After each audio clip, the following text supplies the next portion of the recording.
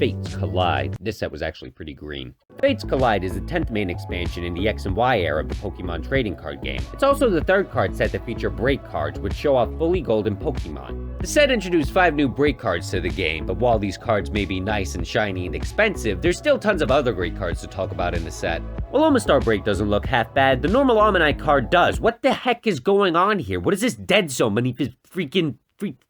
What are those things? Whiskers? Tentacles? Jarring artwork aside, the background is pretty nice. The undersea ruins are slightly distorted so as to give the impression that they're underwater, which they are. Omastar's normal card also features some nice artwork. Here we can see a crosswalk part of a building spliced together into a forest. The artwork references some of the card set's lore. During Fates Collide, Mega Alakazam unified 2 worlds, one full of technology and the other full of nature. Then after the worlds were unified, Zygarde stepped in to bring order to the 2 worlds. I have a strong connection to the Zygarde EX card in this set. I got him from a pack that my dad bought me, and I've always liked the way that it looked. Something neat about Zygarde EX is that there's actually an item card called Power Memory that gives him an extra move, which you gotta admit is pretty cool. While we're on the topic of item cards, one that really stands out is Chaos Tower, a card that has different effects depending on which way you play it. The set also only features 1 full art trainer, and for some reason it's really shiny. The card definitely isn't fake, it's just very reflective. Look at the shine on this thing, it's almost blinding. The set also features a few other really nice full art cards. Genesect EX and Mega Alakazam EX feature some really unique angles for the Pokemon, but the standout full art from this set has to be the Alakazam secret rare.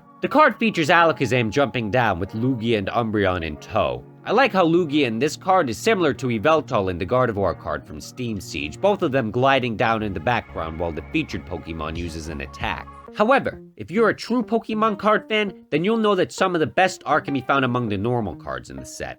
While the Kingdra EX full art certainly is an eye catch, so is this normal Carbon card. Look at the sheen on this man, he's so shiny, almost as shiny as another card from this set. Here we have a Kabuto hiding peacefully beneath the rocks, much like they do in real life. Then we have a Diglett that's so entranced by the sparkling crystals that he didn't even notice the pair of Zubats that are flying above his head. I love the way the forest looks in this Ranunculus card. I find the cards with stylized art are personally more appealing than the realistic cards. Fun fact, I actually call this Pokemon Ranunculus and not Reuniclus because I can't read. The promo cards released around this set are also pretty nice. There's a black Kyurem promo card to go with the white Kyurem from this set, along with a sister drawing of Moltres that's done in the same style as the normal Moltres from this set. Of all the promos released around this set, this Giratina Holo is probably my favorite. It came in a 3-pack blister along with a Groudon coin, which I still have to this day.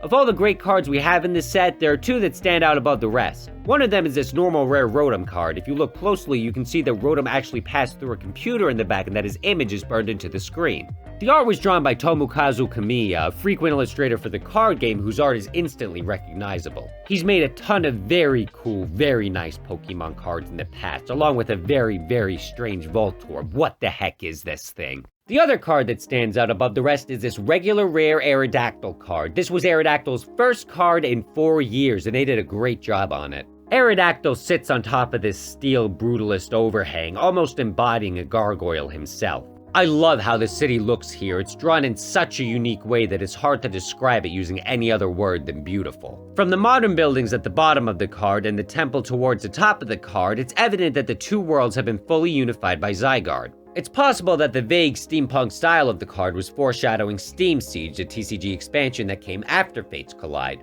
This would make sense given that the card isn't worth a lot.